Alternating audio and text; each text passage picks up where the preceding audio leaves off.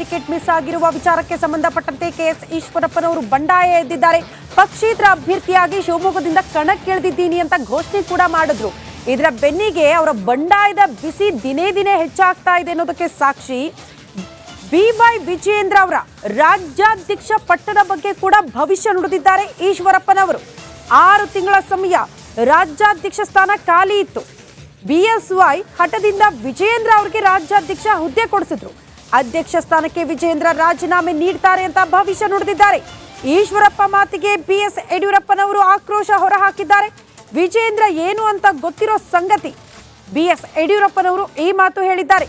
ಮಗನಿಗೆ ಟಿಕೆಟ್ ಸಿಗಲಿಲ್ಲ ಅಂತ ಹೀಗೆ ಹೇಳೋದಲ್ಲ ಅಂತ BS ಯಡಿಯೂರಪ್ಪನವರು ಕೂಡ ಆಕ್ರೋಶ ಹೊರಹಾಕಿದ್ದಾರೆ.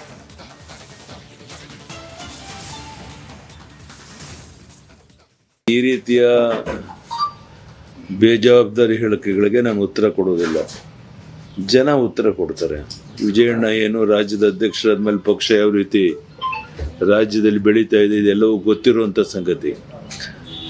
ಈಶ್ವರಪ್ಪನವರು ಅವ್ರ ಮಗನಿಗೆ ಸೀಟ್ ಸಿಗಲಿಲ್ಲ ಅನ್ನೋ ಒಂದೇ ಕಾರಣಕ್ಕೋಸ್ಕರ ನಮ್ಮ ಮೇಲೆ ಆರೋಪ ಮಾಡ್ತಾ ಇದ್ದಾರೆ. ಇದು ಸರಿಯಲ್ಲ.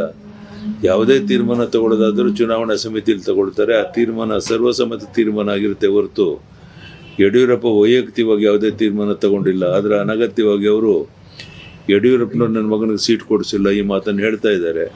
ಬಹುಶಃ ಇನ್ನು 2-3 ದಿವಸದಲ್ಲಿ ಅವರು ಅರ್ಥ ಮಾಡ್ಕೊಂಡು ಸರಿ ಹೋಗ್ತಾರೆ ಅಂತ. ನಿಮ್ಮನ್ನೇ ಟಾರ್ಗೆಟ್ ಮಾಡ್ತಾ ಇದ್ದಾರೆ ಸರ್. ಸ್ವಾಭಾವಿಕ ಮಾಡಲಿ, ಏನು ಮಾಡೋಕ್ಕಾಗುತ್ತೆ. ನಿಮ್ಮನ್ನೇ ಟಾರ್ಗೆಟ್ ಮಾಡ್ತಾ ಇದ್ದಾರೆ ಸರ್. ಸ್ವಾಭಾವಿಕ ಮಾಡಲಿ, ಏನು ಮಾಡೋಕ್ಕಾಗುತ್ತೆ. ನಿಮ್ಮನ್ನೇ ಟಾರ್ಗೆಟ್ ಮಾಡ್ತಾ ಇದ್ದಾರೆ ಸರ್.